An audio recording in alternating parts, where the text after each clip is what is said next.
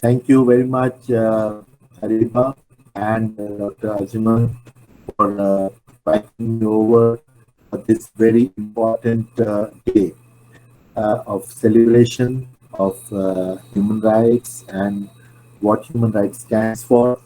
And I'm very apologetic also for coming a bit late.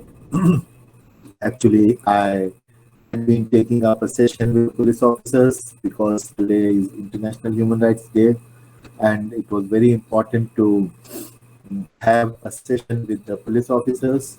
And somehow the questions were so genuine that I had to stop over for a longer time to clarify the doubts which generally come up before the law enforcement agents. And that's why, like today, I have chosen to speak more on the law enforcement uh, aspects, governance, and the role of public servants in human right mainstreaming, and why capacity building in human rights is one of the most important aspects of human right disposition, human rights dissemination among the public. Uh, my whole endeavor till now has been to mainstream human rights within the law enforcement agencies, primarily because we in the law enforcement agencies brush with the everyday life of the citizens, brush our shoulders with them. And I see a lot of human right abuse, uh, which can be addressed through a proper law enforcement mechanism. And this is here that the role and responsibilities of the police and other uniformed forces become very important. Uh, the Universal Declaration of Human Rights has a very progressive approach of seeing rights, liberties, and individual dignity from a multifarious perspective. And same has been the case with the Indian Constitution, in which fundamental rights are guaranteed. Now, internationally speaking, or nationally from an Indian perspective, if I speak, the governments can do their best to sign the treaties. The governments can do their best to come into compliance of human rights norms into practice through various laws, rules, regulations, and provisions. The dictum of respect, protect, and fulfill. All these things come through the government and government actions. But the government has also a limitation, and these limitations are of the enforcement. See, a legislature can pass a legislation, and the compliance to the treaty bodies can be made by saying that yes, these rules or these regulations, these international norms have been followed. But when in practice, when we see how the public is enjoying those rights, there becomes a lot problem.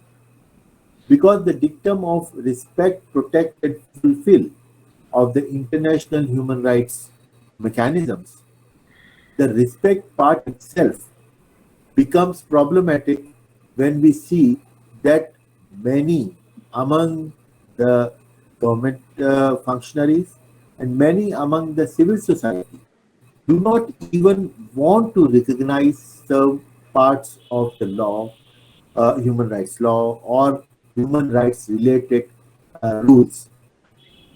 And it is there that the role of the law enforcement education becomes very important. Human right education to law enforcers is a very, very important mechanism in which आवाज the थोड़ा law cut रही है, क्या enforcement reason है? agents must be treated and taught अच्छा अच्छा अच्छा। about what अच्छा. actually is the spirit of human rights, what actually is the spirit of dignity within the human rights वो जो भी है होंगे उनको spectrum, पहले कर and लेंगे, जो how प्रेजेंट these होंगे human rights mechanisms ना must be अनाउंस कर applied देंगे, जो नहीं आएगा in उसको छोड़ practice. देंगे, नेक्स्ट करेंगे. So the respect part is very important. The protect part, those people who are suffering from human rights abuse, those people who are suffering from lack of implementation of human rights, what is their plight and how that plight can be removed. And it is through the protection mode. It is through protecting the victim of human rights abuse that the action must take place. And it is also by punishing in one way or other those agencies and individuals who are involved in subjugating the rights of others. And it is there that the protection part becomes important. The third part is fulfill, and fulfill part is mostly in the domain of economic, social, and cultural rights, but also in the good behavior, in the good offices of the law enforcement agents who must do their best to fulfill the right to security of every individual. Now, this right to security as such is an intangible right. It is not a tangible right in the sense that you can't quantify it, you can't calculate it, you cannot categorize it in context of some other rights, like for example, right to education or right to health, in which one can specifically figure out that these things have been achieved. Security is a feeling, and that feeling gives confidence, and that confidence gives you opportunities and utilize opportunities to do your economic activity, do your educational activity, do your cultural activities, do your religious activities. And that's why it's a general theme. It's like air in the atmosphere. It's like oxygen in the atmosphere, which exists, but and which is so essential for all other functions, but it's not tangible. And that's why it's required that the law enforcement agents, the security agencies, are entrusted with the responsibility of fulfilling that need of security of every individual. What we have been doing is to work at all these three levels. We have been working on the concept of respecting the human right, acknowledging that these are the aspects of human rights which all individuals have, and the security forces and justice sector has the responsibility of securing those those rights by respecting the individuality, respecting the identity of the groups who can claim those rights, and then entertaining their claims over rights. The second part is protect.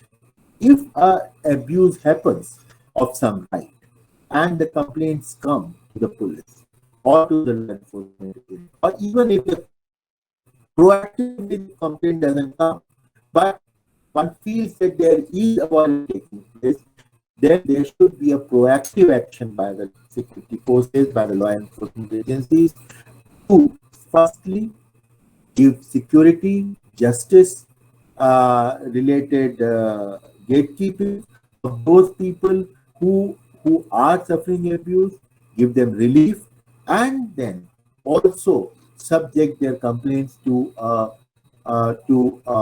investigating agency and to a judicial agency to further restore their rights and punish those who have not been able to follow up the basic context of human rights and have been perpetrating violence or abuse.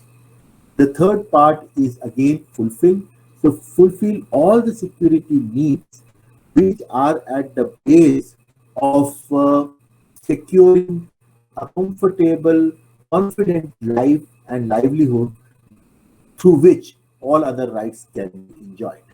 And that's why the respect, protect, and fulfill dictum is very important in capacity building of the law enforcement agents and all other allied agents who work alongside the law enforcers, alongside the justice sector functionaries, and support them in their effort. For example, we have been also training a lot of NGOs and lot of civil society volunteers who want to work in the area of, say, child abuse, in the area of elderly abuse, in the area of security for women, in the area of domestic violence, in the area of access to justice for the vulnerable, for the low caste people in India, for the scheduled castes and tribes, the aboriginals who are not well aware about their rights and who need a hand-holding support to seek justice and to seek restoration of their rights.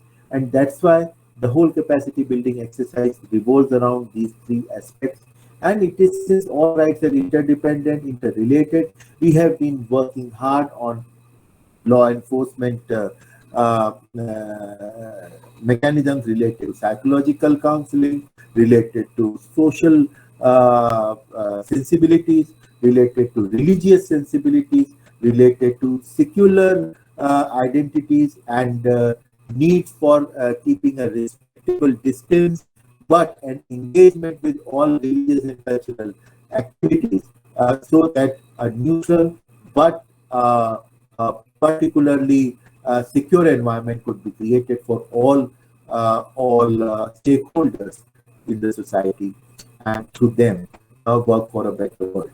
So these are some of my observations through the work we have been doing with the law enforcement agencies, not only in India but also abroad. And I have also been involved in teaching a lot of young students regarding global security and justice, and how human rights plays an important part in judicial education, in legal education, in security education, in social education as such. And this is how we can mainstream human rights. This is all I would like to say, Ajuman Madam and Ariba, and thank you for Thank this you so much, sir. opportunity. I'm open for any questions, if there are any, in the chat box or otherwise, and otherwise I'm here with you for some time.